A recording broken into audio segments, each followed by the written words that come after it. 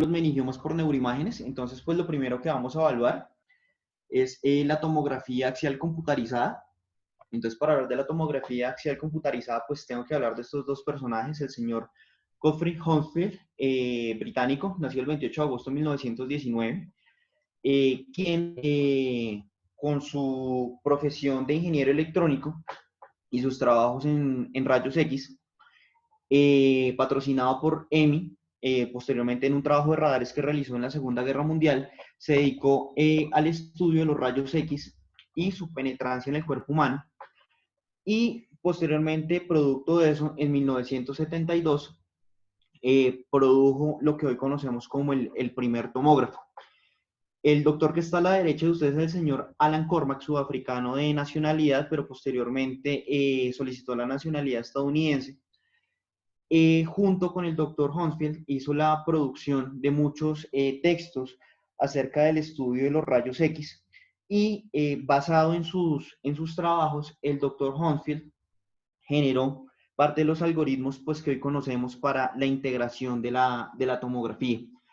Ellos a la postre, en 1979, ganaron el Premio Nobel de Fisiología y Medicina por el descubrimiento de la tomografía axial computarizada. Pues inicialmente se instalaron 5 tomógrafos en lo que hoy conocemos como Gran Bretaña. Pues esta imagen es como para hacer una explicación muy somera acerca de cómo es el funcionamiento del tomógrafo. Entonces, básicamente el tomógrafo funciona bajo el principio de la atenuación de rayos X. Entonces, ¿qué es la atenuación de los rayos X? Entonces, hay un emisor de rayos X y hay un receptor. Básicamente es eso. Entonces, los fotones que salen del emisor en dirección al receptor eh, son atravesados o atraviesan, perdón, el cuerpo de una persona o el objeto que queramos hacerle cortes, en este caso la tomografía. Entonces, lo que va haciendo el tomógrafo es que a medida que va pasando que va tomando la imagen y va tomando los rayos, el detector va cambiando la respectiva angulación. Posteriormente, la computadora realiza un análisis imaginológico y suma todas las coordenadas que tenga el tomógrafo y posteriormente las promedia. Cuando el rotor del tubo de rayos X completa una vuelta, o sea, completa 360 grados, en teoría la imagen ya estaría completa. Entonces, posteriormente, ya en la parte del postproceso, se evidencian las múltiples ventanas, que es lo que nosotros apreciamos cuando analizamos la tomografía en el computador. Entonces, pues, los tomógrafos pues, han tenido muchísimos avances a lo largo del tiempo. Es una de las herramientas pues, que más tenemos ahorita, es la que más usamos. En cuanto a los meningiomas, pues presenta una detección del 85% cuando no tenemos imágenes contrastadas. Y cuando le adicionamos el medio de contraste, tenemos una efectividad para captar los meningiomas del 95%. El primer caso que se detectó con tomografía fue en Gran Bretaña, en el hospital de Atkinson Morley, en 1972, y se diagnosticó un tumor frontal que a la postre terminó ser un meningioma. Entonces, pues en la primera generación de los tomógrafos, pues generaban una lámina en 5 minutos. Posteriormente, en 1998, se incluye la familia de detectores, de multidetectores con 64 láminas, lo cual el campo de acción del tomógrafo pues incrementó y aumentó su velocidad. Posteriormente, pues aprovechando todas las ventajas del tomógrafo, en el 2005 el doctor Matsumoto introduce el multidetector y genera la rotación dentro del sistema de captación de imágenes. Entonces mejora la captación y adicionalmente eso genera pues la tecnología de la captación multiplanar.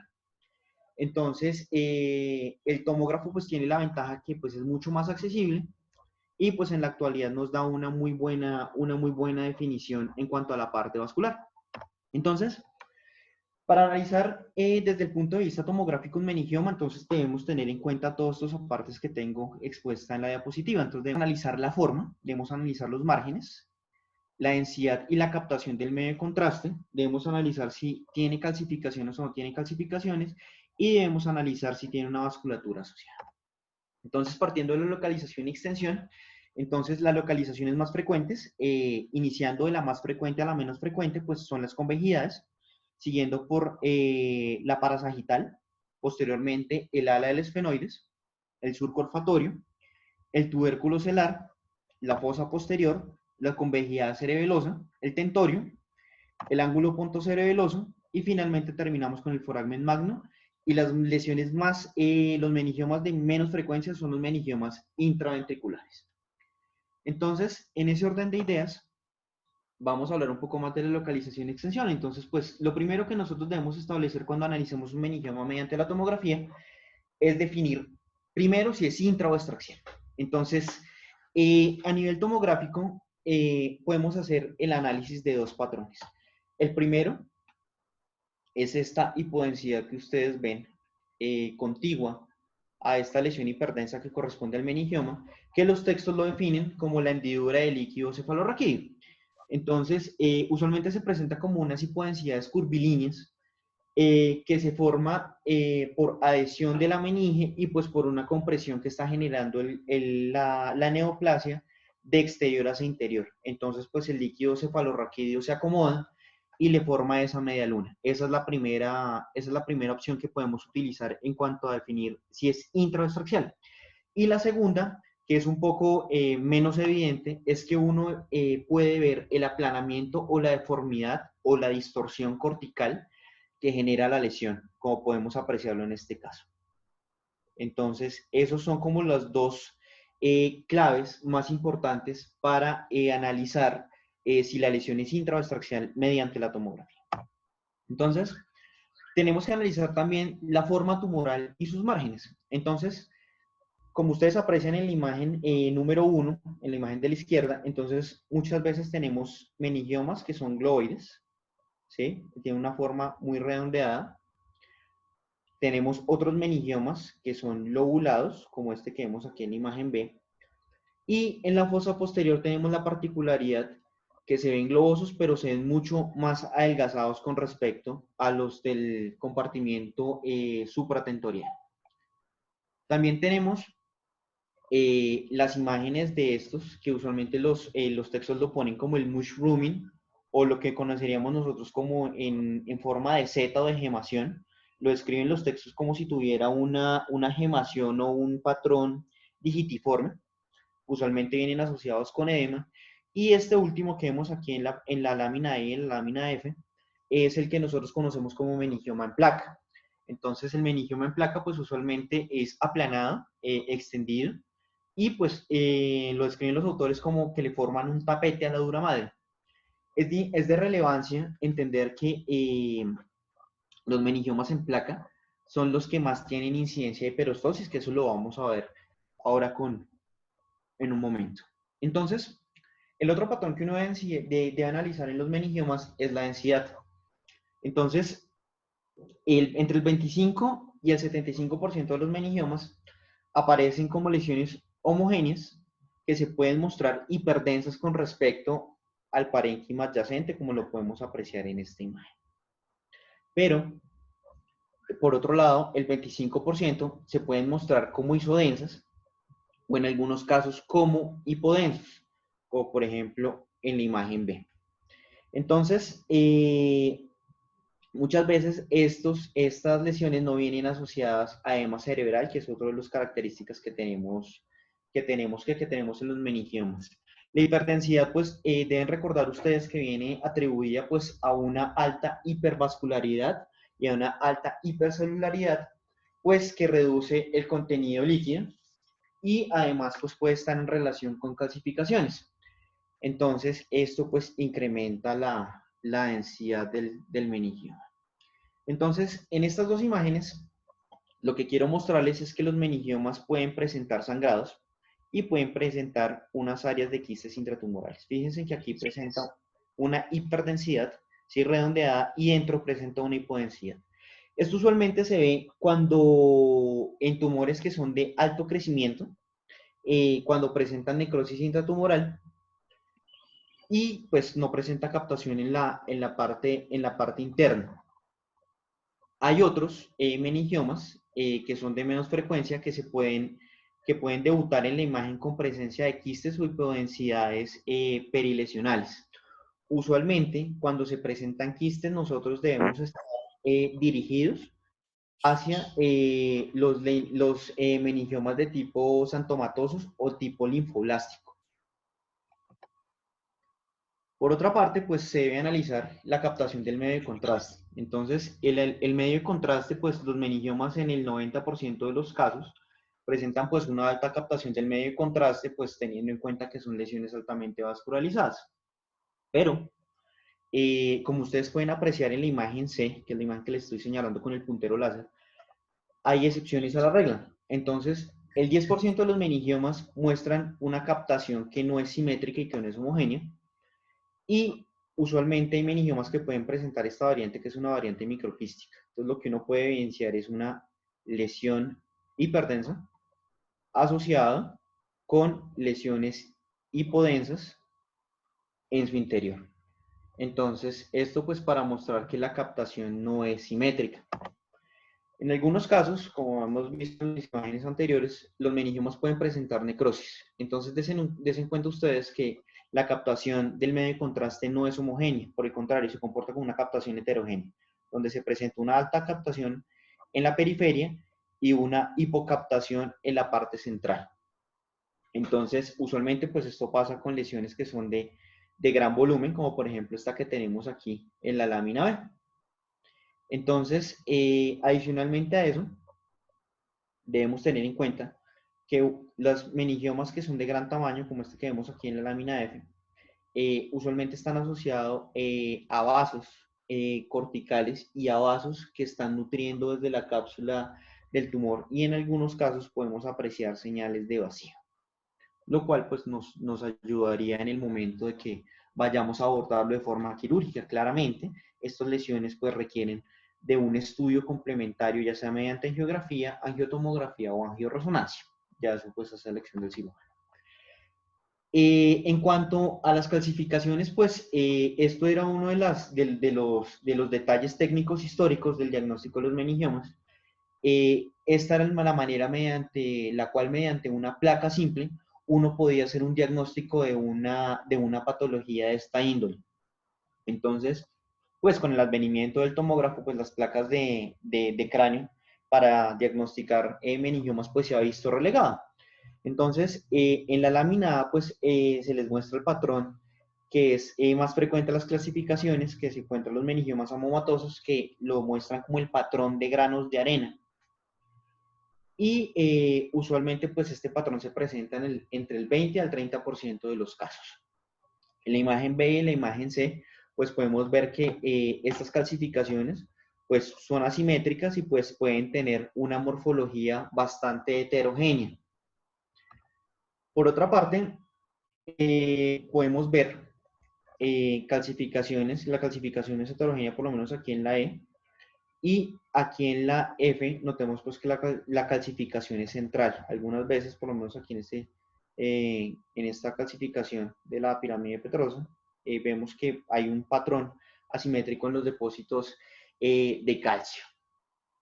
Entonces, en cuanto a los cambios óseos, pues usualmente los meningiomas tienen un reporte de entre un 22 a un 44% de cambios cuando hay presencia de meningiomas.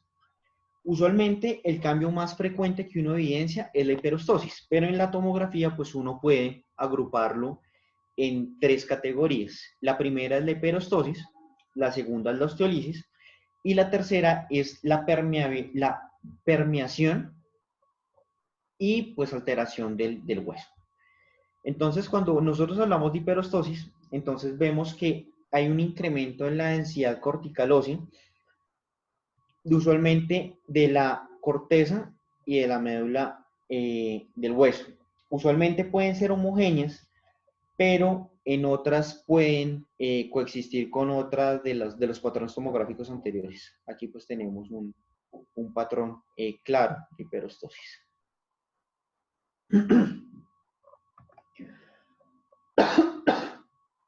Entonces, aquí en la imagen D y en la imagen C, pues podemos evidenciar que hay una alteración de la morfología de la cortical interna y del diple, donde vemos pues que hay un engrosamiento difuso de la misma. Entonces, usualmente esto se ve predominantemente en los que son tumores del ala esfenoidal.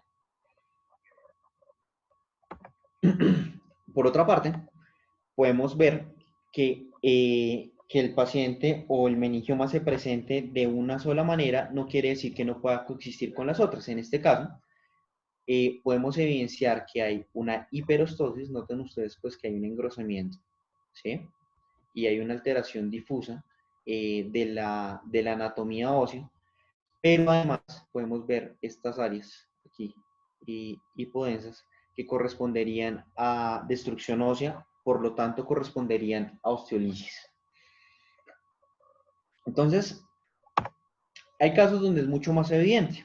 Por ejemplo, aquí en la imagen A pues vemos esta lesión donde pues ya ha tenido alteración franca de la cortical interna y el diple, ya pues está a punto de presentar alteración de la cortical externa, o en este, donde vemos pues un compromiso extenso y difuso de la cortical interna y el diple, que se corresponde pues aquí en su ventana de tejido blando con la imagen C.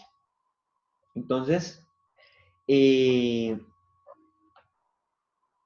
tenemos, por otro lado, que la destrucción ósea pues, puede ser irregular y que se presenta usualmente más en los casos donde tenemos patologías como los meningiomas de tipo sarcomatosos y los de tipo rhabdoides, para hacer la correlación histológica respectiva.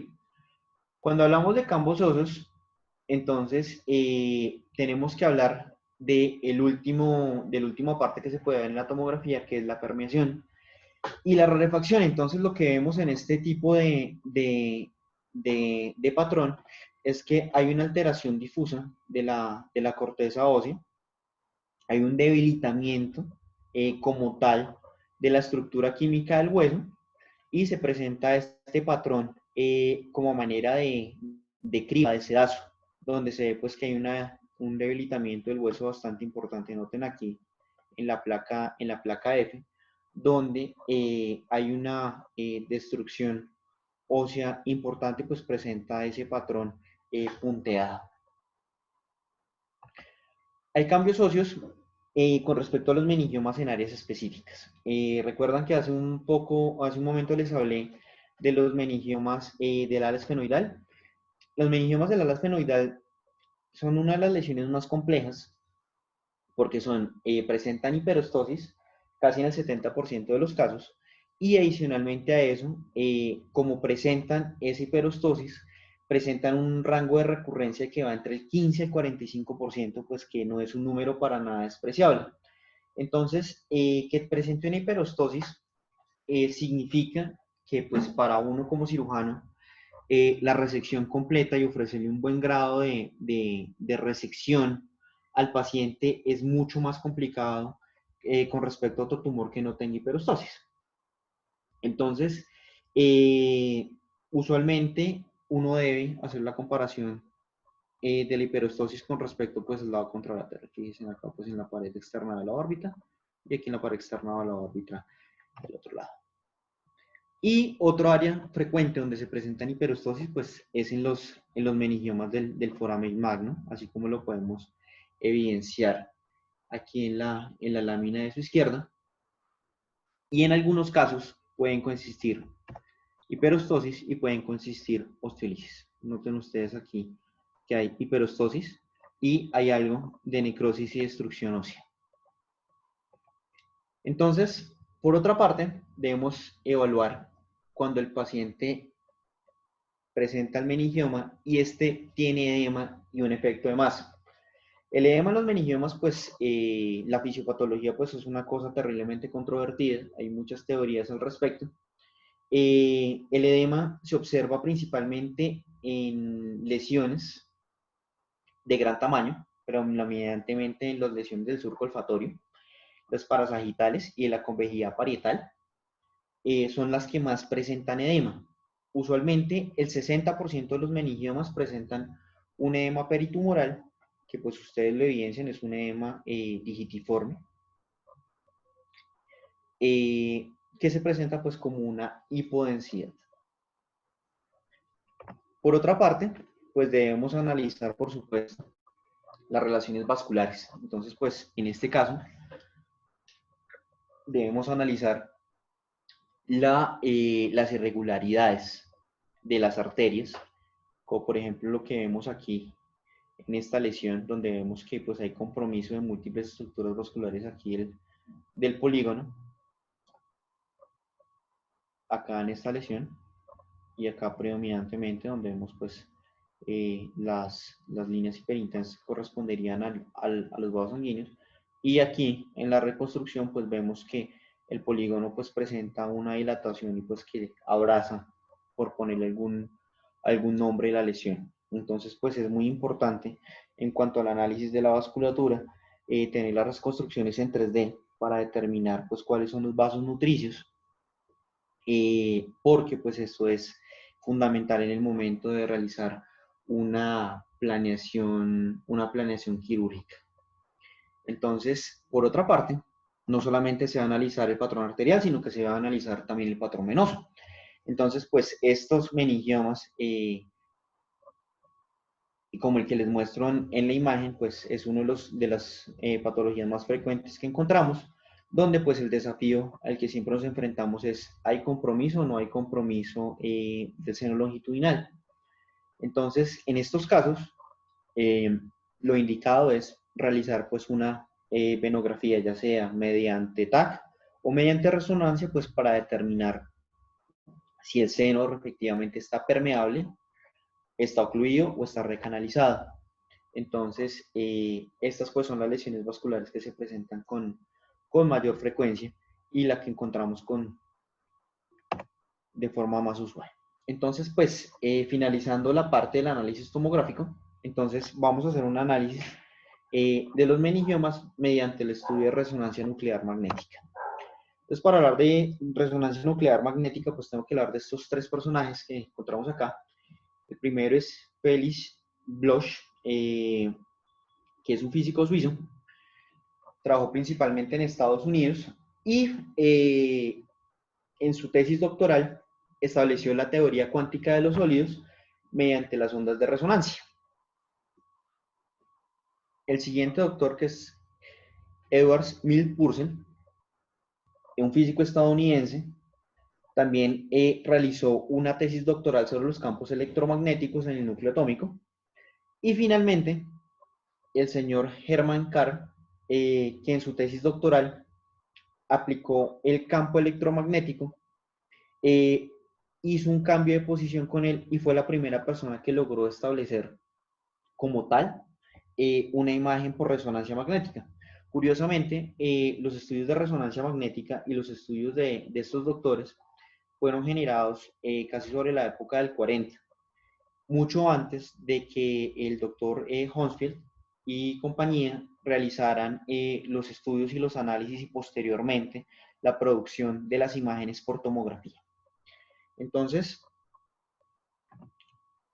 perdón, el resonador pues tiene muchas ventajas. Básicamente pues el resonador funciona mediante un sistema de imanes, el cual mediante un superconductor es capaz de generar pues un campo magnético de gran intensidad.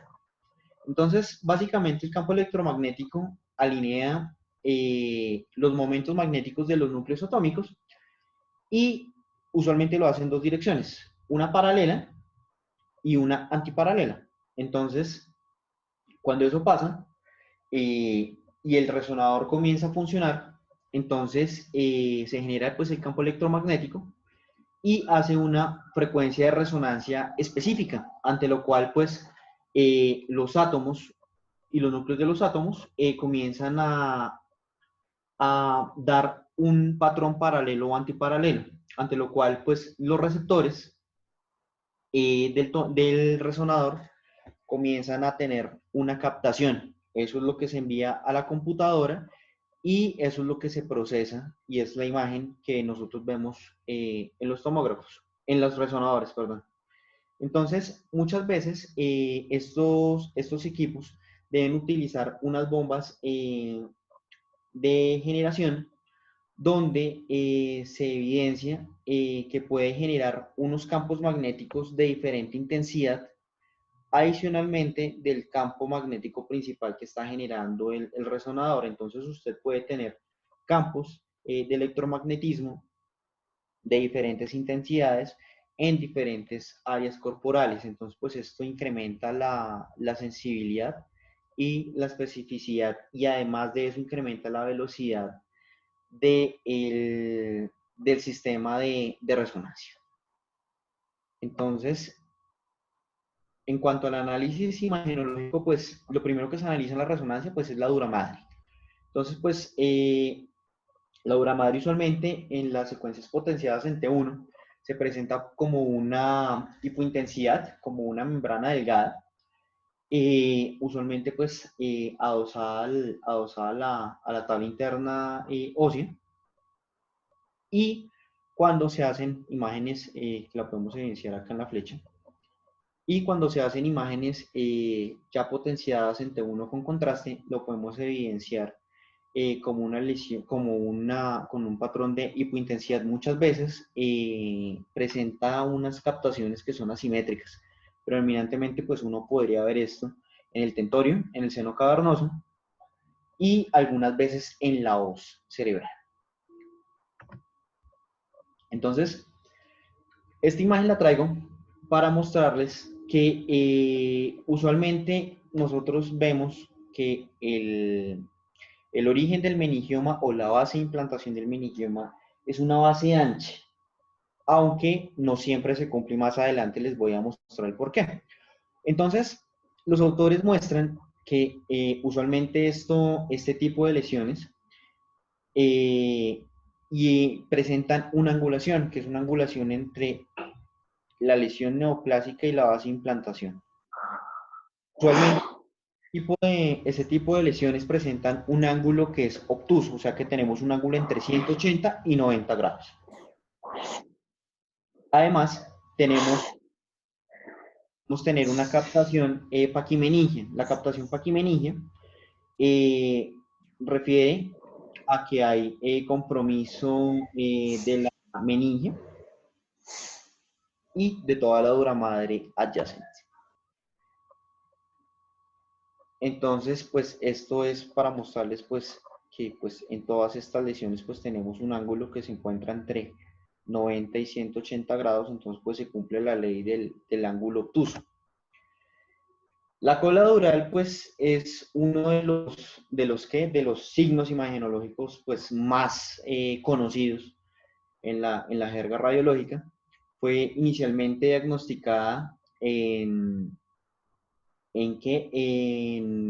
1989 lo propuso el doctor Wilms en un estudio de 20 personas y lo publicó en el journal de tomografía. Inicialmente la cola dural la describen como una captación paquimeningia que está adyacente al meningioma. Entonces, usualmente se presenta entre el 52 al 72% de los casos. Entonces, que un meningioma, no presente este patrón de cola dural, no descarta el diagnóstico. Además de eso, es importante resaltarles que cuando uno tiene una cola dural, pues uno no se debe casar inmediatamente con un diagnóstico de meningioma. ¿Por qué? Porque hay otras lesiones que presentan este mismo patrón imagenológico de cola dural, como son el linfoma, los schwannomas y la sarcoidosis. Entonces, por lo tanto, la cola dural está lejos de ser una imagen, un patrón imagenológico patognomónico de los meningiomas. Entonces, aquí tenemos pues una captación y una visualización de la cola en estas tres lesiones. Obviamente, pues es mucho más evidente cuando se hace mediante medio de contraste. Entonces, al igual que analizamos en los estudios tomográficos, pues los estudios de resonancia también tienen unos patrones que le pueden decir a uno o le pueden a uno sugerir que es una lesión extraxial versus una intraxial. Entonces, usualmente podemos encontrar, como vemos aquí en la imagen A, una interfase entre el líquido cefalorraquídeo que se ve hipointenso y la lesión que se ve hiperintensa comparativamente pues, con el parénquima cerebral. Y acá en la imagen B pues podemos ver que hay una distorsión de todos los giros de F1 y F2 en este caso. Entonces, eso nos lleva a pensar que estamos frente a una lesión de tipo extraxial. Adicionalmente, pues recuerden lo que les mostré en las imágenes tomográficas, pues tenemos esos lagos de líquido cefalorraquídeo en forma de media luna, esas hendiduras. Aquí en resonancia, pues se hacen un poquito más visibles en el caso donde la lesión la presenta. Entonces, pues esto nos lleva a sugerir que es extraxial. Entonces aquí, pues ahí quiero mostrarles es la distorsión de la corteza cerebral asociada. Hay lesiones donde, pues, evidentemente se ve que la corteza está más distorsionada. Fíjense acá esta lesión nivel parietal y miren esta lesión que se corresponde a esta, donde hay, pues, un aplanamiento franco de la corteza encefálica. Una imagen más, pues, para mostrarles el aplanamiento de la corteza. Y pues tenemos que entrar a analizar la captación del medio de contraste. Entonces, pues usualmente para la resonancia pues usamos el medio de contraste que es el gadolínio. Entonces, donde se muestra que presenta mejor utilidad pues es en la secuencia de T1. Aumenta los tiempos de relajación y pues esto hace que la captación sea mucho más hábil y pues sea mucho más sensible. Entonces, usualmente los meningiomas en la resonancia pues tienen una captación simétrica en T1 y T2. Y pues lo podemos aquí evidenciar en esta imagen. Cuando uno tiene meningiomas quísticos, calcificados o necróticos, pues evidentemente la captación del medio de contraste no va a ser homogénea, sino va a ser heterogénea. Noten ustedes que pues hay unas intensidades diferentes acá hacia este polo frontal que hacia este polo posterior occipital, por ponerle algún título. Y noten ustedes pues que estas áreas quísticas pues se comportan de una forma hipointensa. Lo mismo que ocurre acá, tenemos un centro hiperintenso con una periferia hipointensa que podría corresponderse con los quistes. Entonces, pues esto nos podría dar algo de luz acerca de qué tipo de lesión estaríamos trabajando. Pues, nuevamente, pues para mostrar esta imagen, pues muestra la heterogeneidad de la captación del medio de contraste y prominentemente la periferia, pues tiene más captación, lo cual nos hace pensar pues que tiene más vasos sanguíneos. En cuanto al edema, al igual que la tomografía, pues es un edema digitiforme, de tipo vasogénico, usualmente se presenta entre el 75 al 90% de los casos. Cuando se tienen meningiomas calcificados, pues obviamente el edema es mucho menor. Llama la atención es que los meningiomas pues presentan usualmente un edema desproporcionado con respecto al tamaño de la lesión. Fíjense por lo menos en esta imagen que les estoy mostrando aquí.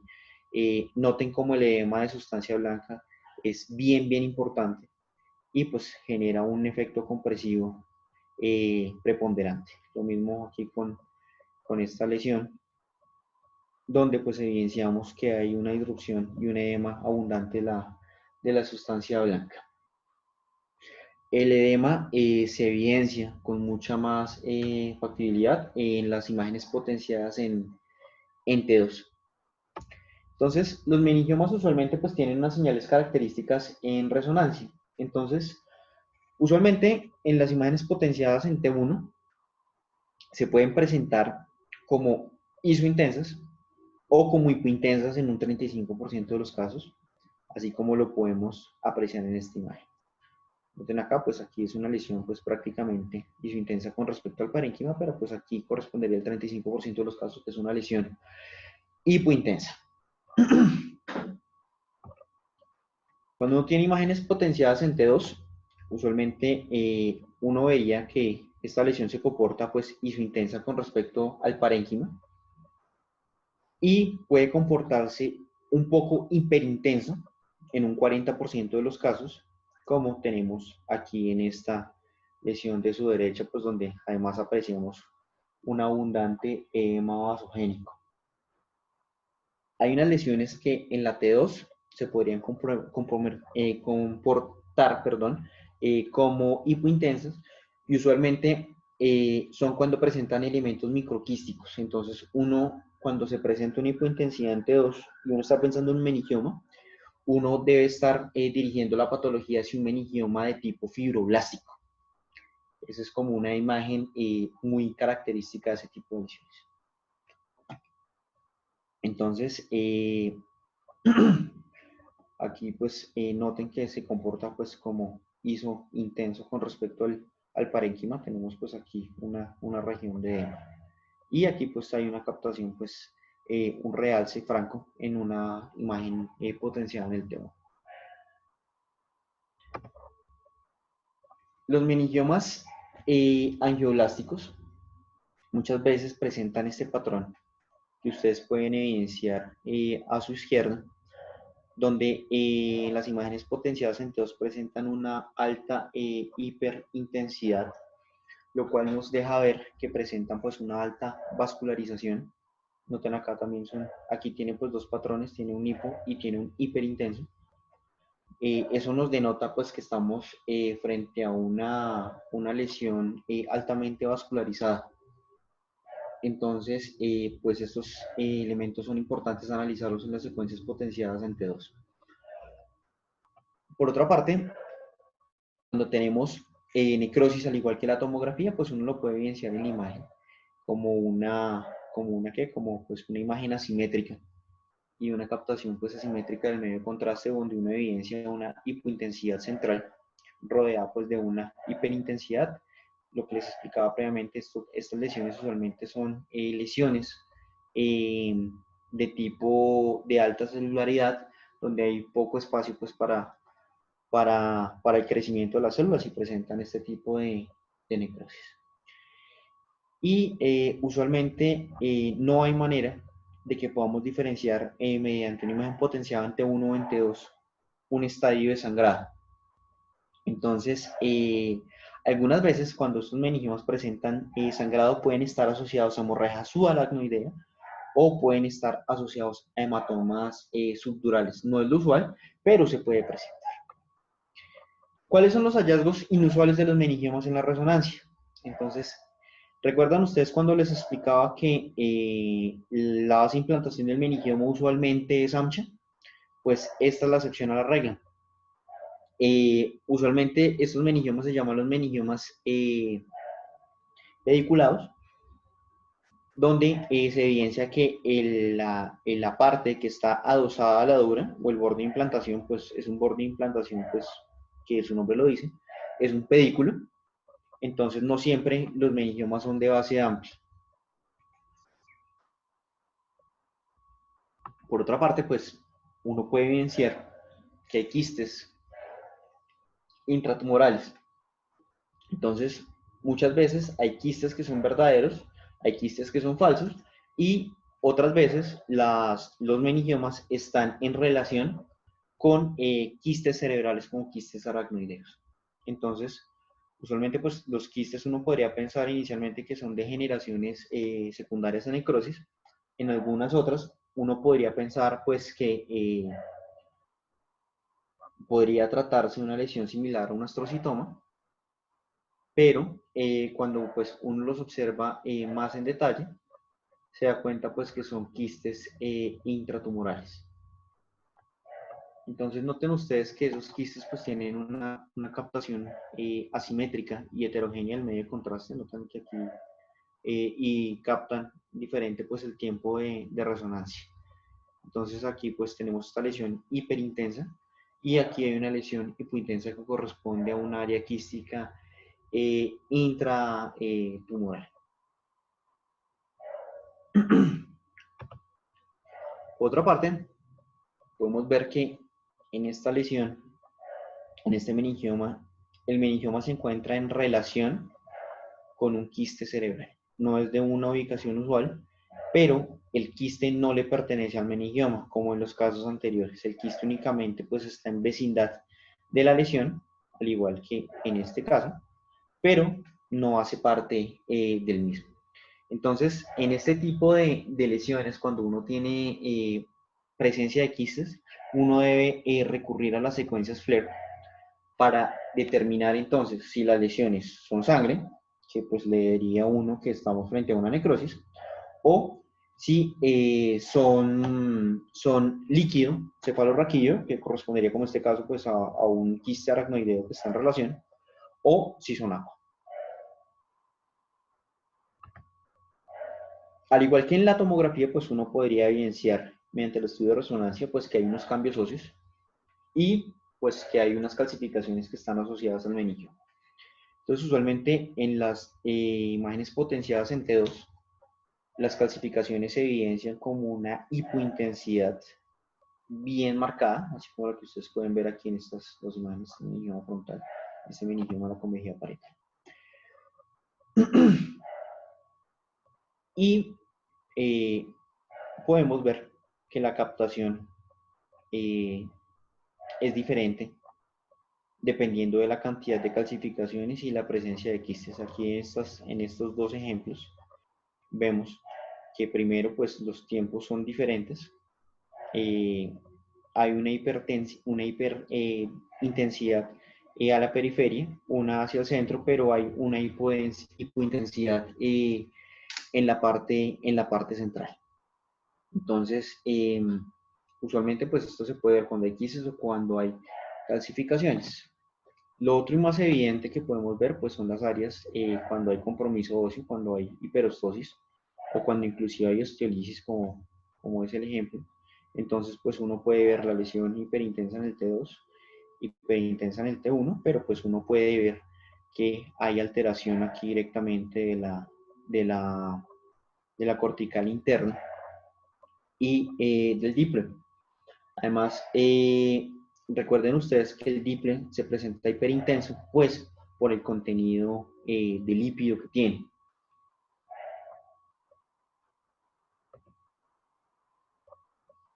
Entonces, al igual que en la tomografía, pues la hiperostosis y la osteolisis pues pueden convivir en una misma entidad. Aquí pues vemos hiperostosis y aquí vemos esta hipointensidad por esta área que muestra que hay una osteolisis. Entonces, aquí pues se quiere mostrar aquí pues hay una disrupción ósea y hay una alteración en la arquitectura de la cortical externa, donde pues muestra que hay una lesión osteolítica.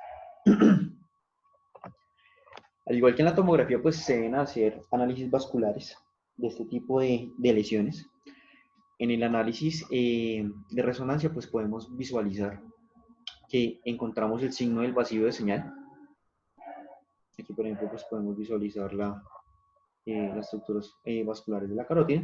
Y pues aquí podemos evidenciar que hay compromiso de parte de los componentes del polígono de Willis.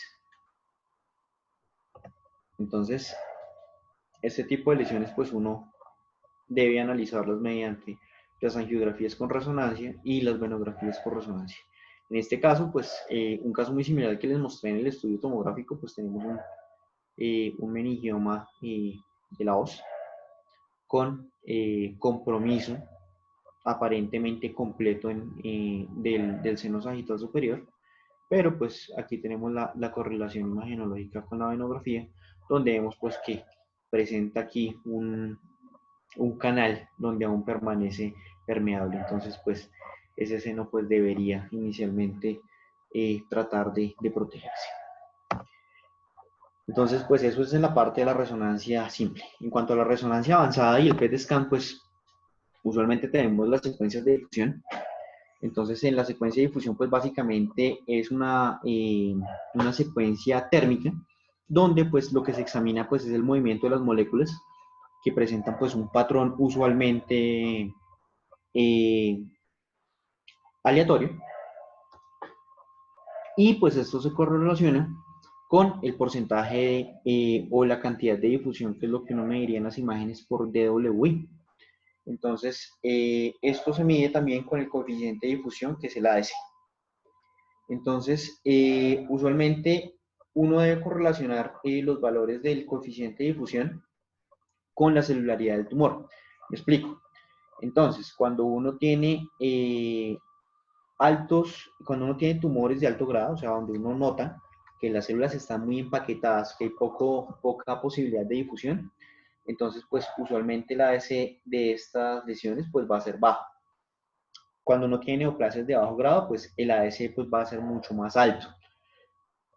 Entonces, la condensación de las moléculas de hidrógeno pues va a ser mucho mayor.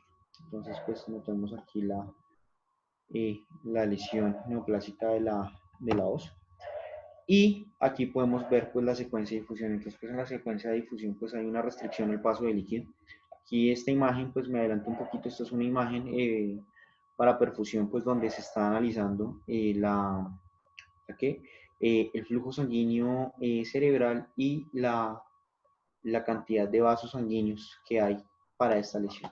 Pero básicamente, pues aquí lo que debemos ver en las secuencias de difusión es que hay una restricción al paso de líquido. Entonces, pues aquí tenemos una lesión neoplásica.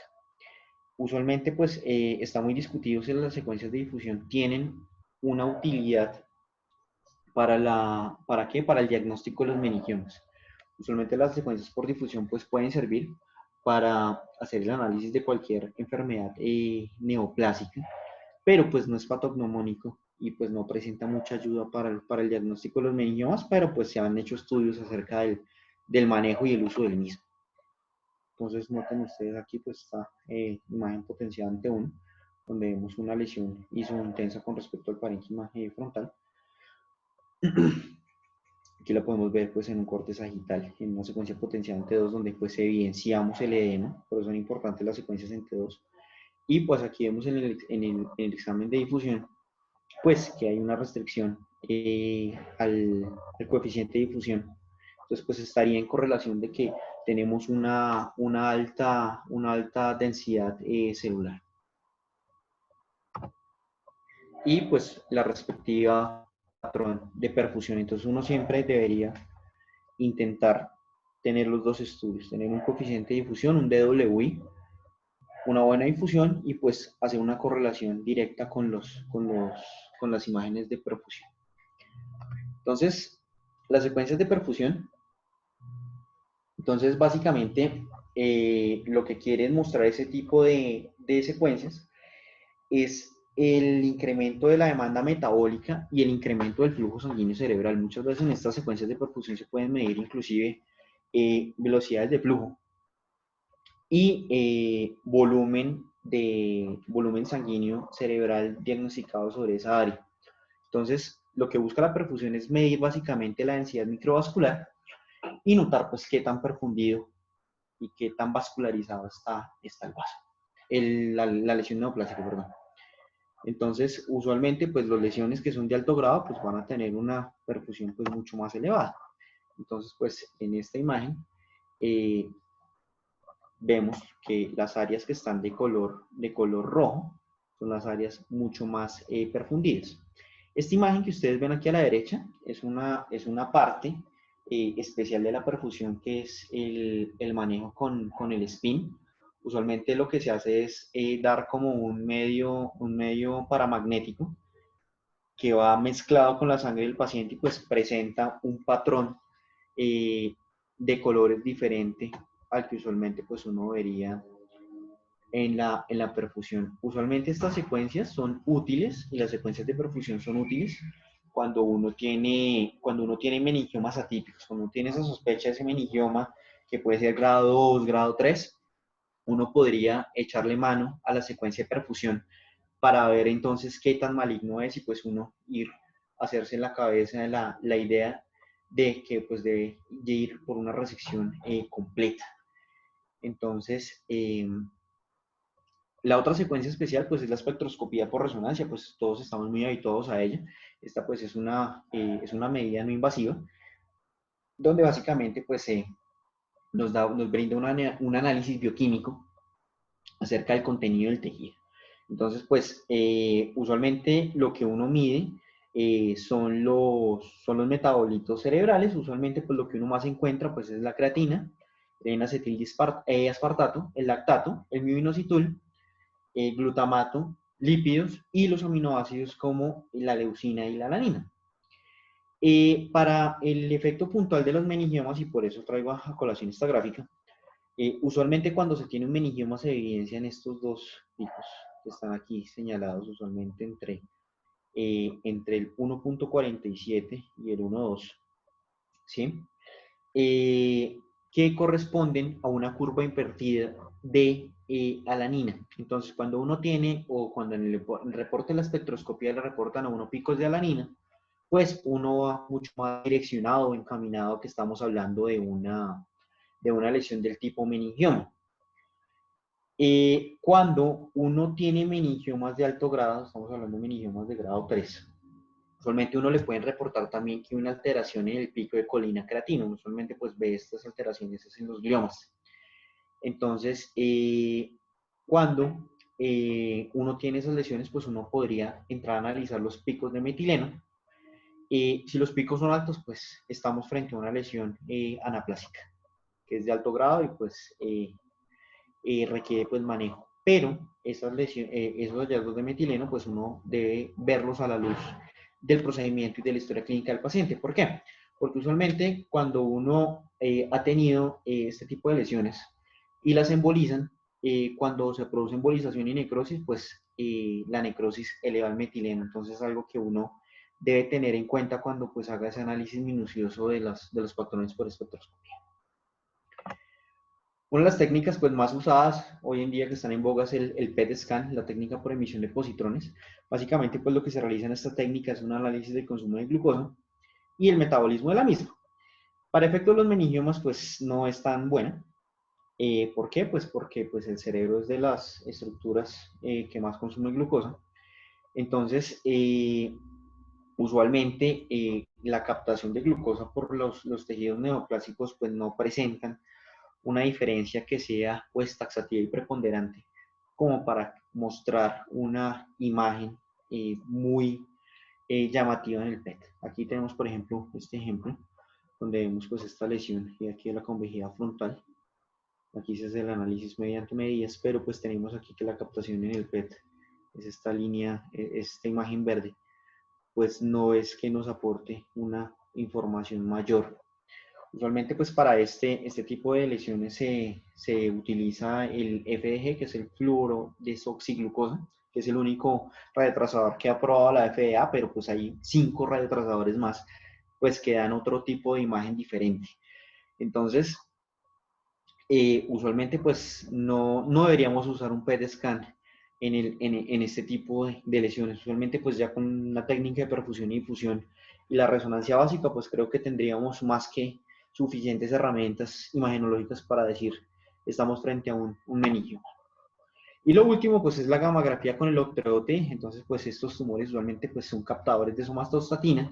Entonces pues los últimos estudios han estado encaminados a generar radiofármacos direccionados hacia estos receptores. Entonces, usualmente lo que se hace es tratar de hacer la marcación con el octeotri y estos pues van a presentar una marcación así como las que vemos en las marcaciones de las gammagrafías común y corriente, solo pues que va a presentar pues una marcación de la lesión tumoral. Entonces, pues no es una secuencia imagenológica pues que se esté usando mucho, además que es una técnica de medicina nuclear y pues los costes son bastante elevados. Y además tengo entendido que aquí en Colombia pues no tenemos disponibilidad de la misma. Entonces, pues a título de conclusiones, pues es importante pues que tengamos en cuenta que los meningiomas pues se deben analizar primero a la luz de la clínica y segundo pues a la luz de toda esa minucia imagenológica pues que traté de comprimir en esta charla y de expresarles. Entonces pues espero que les haya quedado pues claro. Si tienen alguna pregunta pues estoy dispuesto a escucharla. Muchas gracias, Alejo. Gracias, Alejo, muy interesante, muchas gracias.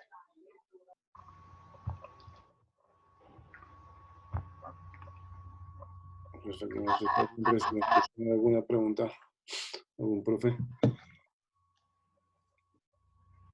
Si no, bueno, quería como aprovechar para invitarlos el otro